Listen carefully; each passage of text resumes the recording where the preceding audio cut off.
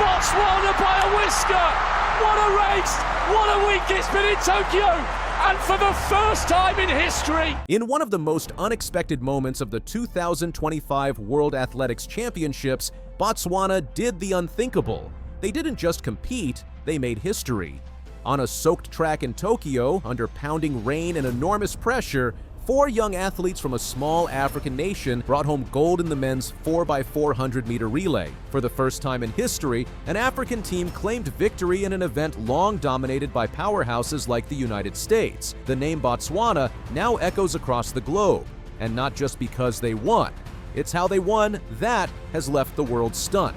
Coming into the championships, Botswana wasn't the favorite. With just 12 athletes in total, 11 men and 1 woman, their delegation was modest in size, but massive in heart. The relay squad, consisting of Lee Bekampilo Epi, Letsile Tebogo, Bayapo Ndori, and Collen Kebinatshipi, had already shown promise, but few predicted they'd challenge the world's best. Meanwhile, the United States, a country that had won 9 of the last 10 men's 4x400 titles, seemed poised to rebound after barely scraping into the final through a runoff against Kenya. South Africa, fresh off a win at the World Athletics Relays, looked sharp too, but no one saw what was coming. By the time the athletes stepped onto the track, conditions had turned brutal. Rain hammered down, soaking the lanes and threatening to ruin any team's rhythm. Despite this, the stage was set. Botswana, in lane 5, was surrounded by giants, but they didn't blink. Lee Epi got things rolling. Then came Letsile Tebogo,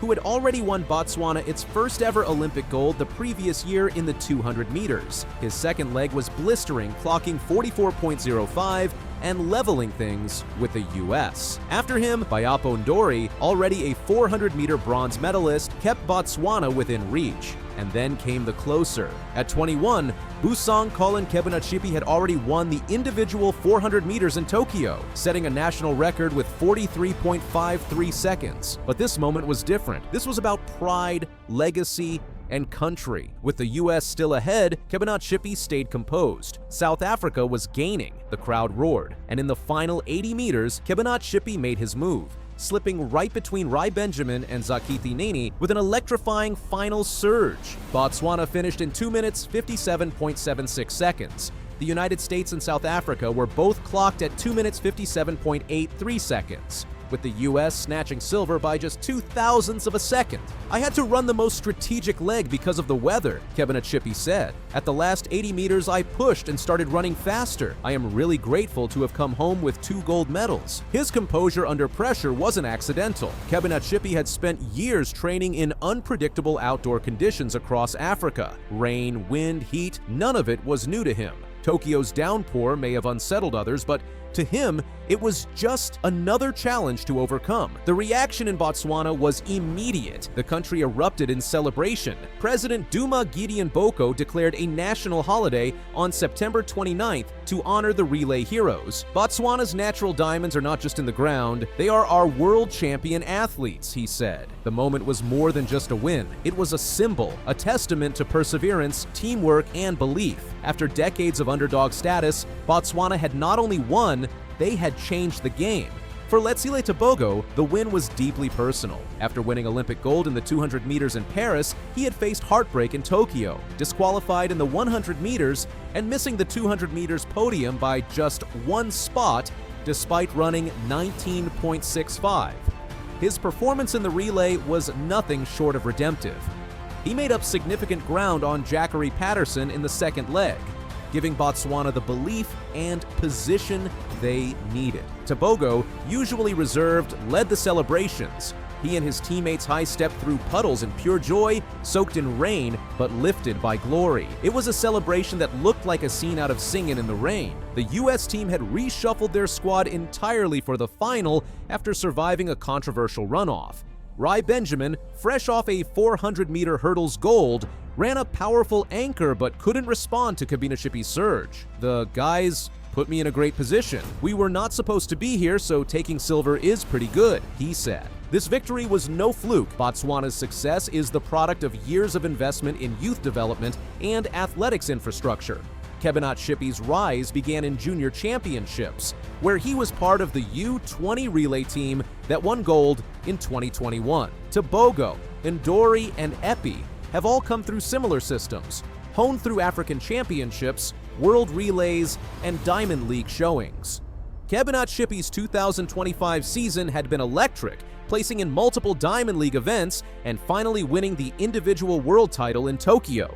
Tebogo continued to shine in both 100 meters and 200 meters. Ndori's increased consistency at 400 meters provided the core, and Epi, though lesser known, opened the final with calm authority. Botswana's win is more than a medal, it's a message.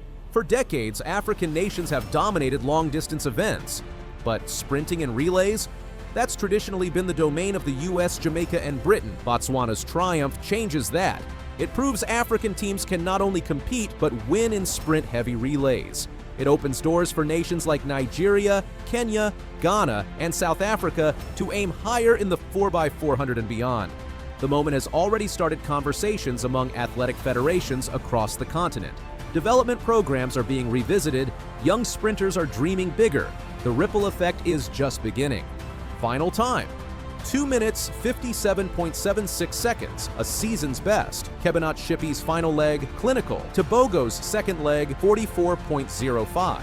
The US and South Africa, both finishing in 2 minutes 57.83 seconds, highlighted just how tight this race was. Behind them, Belgium, 2 minutes 59.48 seconds, Qatar, 3 minutes 1.64 seconds, Great Britain, 3 minutes 03.05, Jamaica, 3.03.46, Netherlands, 3.04.84, and Portugal, 309.06, rounded out the final.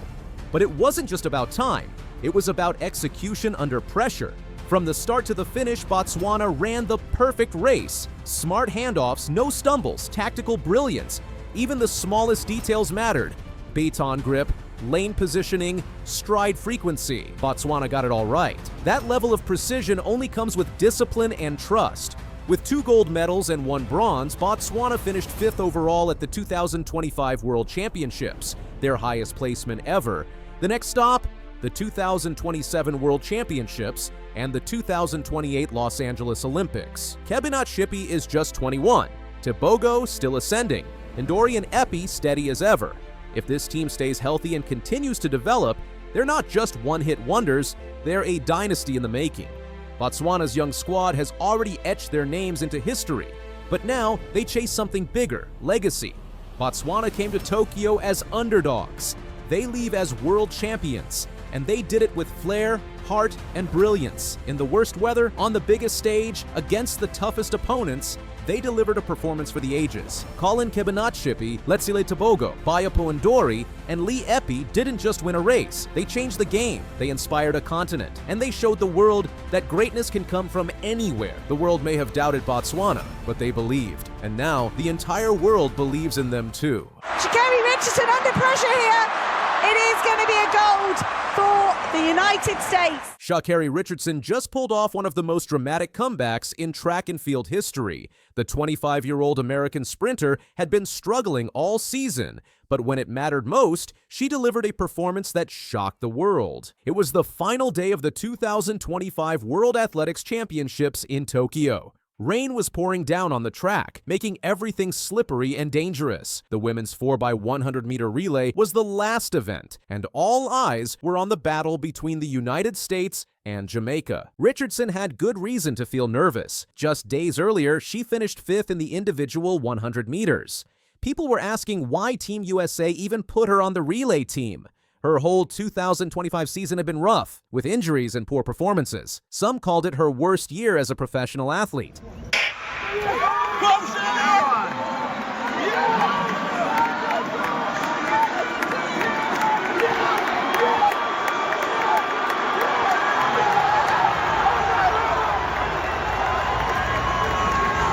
But the relay was different. Richardson wasn't running alone this time. Her teammates Melissa Jefferson-Wooden, Twanisha Terry, and Kayla White were all part of the same training group. They practiced together every day under coach Dennis Mitchell in Florida. Richardson loved talking about Mitchell's coaching style. She told reporters that he was different from any coach she had worked with before. Mitchell didn't just focus on running fast, he cared about his athletes as people first. Richardson said he taught them life lessons and took care of problems they didn't even know they had. The race setup was perfect for drama. Jamaica's team included Shelly-Ann Fraser-Pryce, the greatest female sprinter of all time. This was Fraser-Pryce's last race ever. At 38 years old, she was ending an 18-year career that included 17 World Championship medals and 8 Olympic medals. She had won her first medal in Japan back in 2007, and now she was saying goodbye in Japan too. I felt like I ran with my heart because of the ladies I'm standing with, Richardson said as she celebrated her first gold medal of a championships that was far from perfect. I feel really good. It came back. I'm ready to start all over again. For the American team, Jefferson Wooden was already having an amazing championship. She had won both the 100 meters and 200 meters earlier in the week. If the relay team won gold, she would make history. Only one other woman had ever won all 3 sprint events at a single World Championships. That woman was Fraser-Pryce herself back in 2013. When the race started, Jefferson Wooden ran the first leg for America. She clocked 11.32 seconds, which was actually faster than Fraser-Pryce's opening leg. The wet track didn't seem to bother her. Terry and White handled their sections cleanly, keeping America in the hunt for gold. Then it was Richardson's turn. She got the baton for the final 100 meters, and here's where things got crazy. She was actually behind Jamaica by 0.01 seconds when she started running. Their anchor runner, Johnny Smith, had a tiny lead, and it looked like Jamaica might win. But Richardson did something special. Within just a few steps, she had taken the lead by a full meter. The crowd went wild as they watched her pull away from Smith. Richardson later said she felt like she was running with her heart because of her teammates. After such a tough season, this race meant everything to her. Smith wasn't giving up, though. In the final 30 meters, she started closing the gap. Richardson's big lead was shrinking fast. This was turning into one of the closest relay finishes ever. Both women were flying down the track through the pouring rain. Richardson held on by the smallest margin possible. She crossed the line in 41.75 seconds, beating Jamaica by just 0.04 seconds. That's less than half a step in a 4x100 relay. Germany won bronze in 41.87 seconds, while Great Britain finished 4th. The celebration was incredible. Richardson let out a huge roar of joy that you could hear over everything else. She had gone from disappointment in the individual race to relay gold in just a few days. Jefferson Wooden had made her piece of history too, joining Fraser-Pryce as the only women to sweep all 3 sprint events. This victory meant more than just another gold medal for Richardson. Her career has been a roller coaster of ups and downs. She first became famous as a 19-year-old college student when she broke records and looked like the next big thing in American sprinting. Then came the biggest setback of her career. Right before the 2021 Olympics, Richardson tested positive for marijuana. She explained that she was dealing with the death of her mother, who had died just a week before her Olympic trials. The positive test meant she couldn't compete in the Olympics at all. America's biggest sprint star had to watch from home. Getting back to the top took time. Richardson slowly rebuilt her reputation and her confidence. In 2023, she won her first major individual title, taking 100-meter gold at the World Championships. She also ran the fastest relay leg in history that year. The 2024 Paris Olympics brought more success. Richardson won silver in the 100 meters, then delivered one of the most famous moments of the Games. In the 4x100 relay, a bad handoff put America in 3rd place. But Richardson stormed back to win gold, then turned to stare down her competitors before crossing the line. It became one of the most talked about moments of the Olympics. But 2025 started badly for Richardson. She struggled in individual races and even had legal trouble. In July, she was arrested after a fight with her boyfriend, Collen, at the Seattle airport. She spent more than 18 hours in jail before being released. Richardson later apologized and said she would get help. All of this history made the Tokyo relay win even more amazing. Richardson could have fallen apart under all the pressure. Instead, she came through when her team needed her most. Fraser-Pryce made the moment even more special. After the race, the Jamaican legend talked about passing the torch to the next generation. She called Richardson and Jefferson Wooden young, upcoming superstars and queens. It was the perfect way for Fraser-Pryce to end her career, competing against the future of women's sprinting. The victory showed how strong American track and field has become.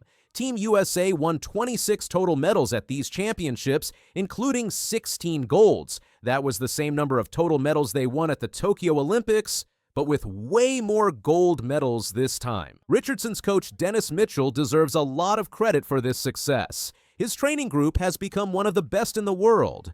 Having all the relay runners practice together creates trust that shows up in big races. When Richardson talks about Mitchell caring about them as people, you can see it in how well the team works together. The American men also won relay gold that same day.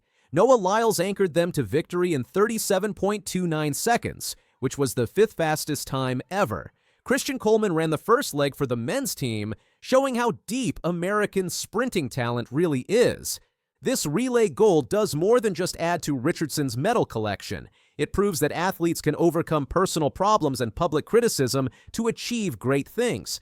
Richardson's story connects with people because it's real.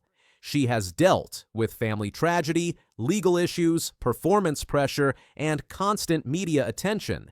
But she still found a way to help her team win when it mattered most. The victory also sets up an exciting future for American sprinting. Richardson and Jefferson Wooden are now the faces of the sport heading toward the 2028 Olympics in Los Angeles. They'll get to compete at home with all the pressure and support that comes with it. As the American flag went up in Tokyo and Richardson stood with her gold medal, her comeback story reached another high point. The sprinter who started these championships with people doubting her ended it as a relay hero. She proved once again that in track and field, the athletes who face the most controversy often create the most unforgettable moments. With 60 metres to go, they're still side by side with 50. Lyles trying to find something. He stretches away. It is a global title again. Noah Lyles just said something that shocked everyone. When the best 200-meter runner in the world admits that a 17-year-old high school student is more talented than he was at the same age, you know something big is happening. That's exactly what Noah Lyles said about Australian runner Gout after the World Championships in Tokyo, and it has everyone talking. The moment came right after the men's 200-meter semifinals. Gout had just been eliminated from his first senior world championships, running 20.36 seconds to finish 4th in his heat. Meanwhile, Lyles had just posted the fastest time in the world this year with a blistering 19.51 seconds. But when reporters crowded around the American superstar, asking about the young Australian, Lyles said something that caught everyone off guard. "He's more talented than I was," Lyles said with a laugh, referring to when he was 17 years old back in 2015. There's been nothing but great talent coming up. He's an amazing kid. You got a great head on him. You got a great team around him. It's going to be interesting to see how he develops. The thing that I always look for. To understand how big this statement is, you need to know who Noah Lyles is. This is a man who just won his 4th straight 200-meter world title, joining Usain Bolt as the only sprinter to achieve this feat. He's the Olympic 100-meter champion and one of the fastest men in history. When someone like that says a teenager is more talented than he was, people listen. The numbers back up Lyles' claim. When Lyles was 17 in 2015, he ran 10.14 seconds in the 100 meters and 20.18 seconds in the 200 meters. Gout has already run faster than both those times. His personal best of 20.02 seconds in the 200 meters is a full 1600ths faster than what Lyles managed at the same age. In sprinting terms, that's a massive difference. But Lyles wasn't just throwing around empty praise. He's actually gotten to know Gout through their shared sponsor, Adidas, which organized a training camp in Florida earlier this year. Lyles' coach, Lance Brauman, worked with both athletes, giving the American champion a close-up view of what the Australian teenager can do. "You have a real talent there in Gout," Brauman said after the Tokyo Championships, "but he's young. You need to let him mature and grow, and don't put too many expectations on him while he's still so young." The relationship between Lyles and Gout has become something of a mentorship. Gout has said that Lyles pretty much puts me under his wing and calls him a great guy. It's the kind of big brother relationship that's rare in elite sports, where competitors are usually guarded about helping potential rivals. But Lyles sees the bigger picture. At 28, he's already on the back half of his career and thinking about his legacy beyond just winning races. He's scheduled another training camp with Gout over the Christmas and New Year period, showing his commitment to helping develop the next generation. The attention around Gout in Tokyo was intense. After his semifinal elimination, 30 reporters crowded around the teenager in the mixed zone under the stadium. The sight was almost comical, dozens of middle-aged journalists pressing in on a high school student who was still sweaty from his race. But Gout handled it with remarkable composure, even smiling at the absurdity of the situation. "It's definitely confidence for sure," Gout said when asked how all the attention made him feel. "The media frenzy isn't just hype. Back in Australia, 3.2 million people watched Gout's heat on television,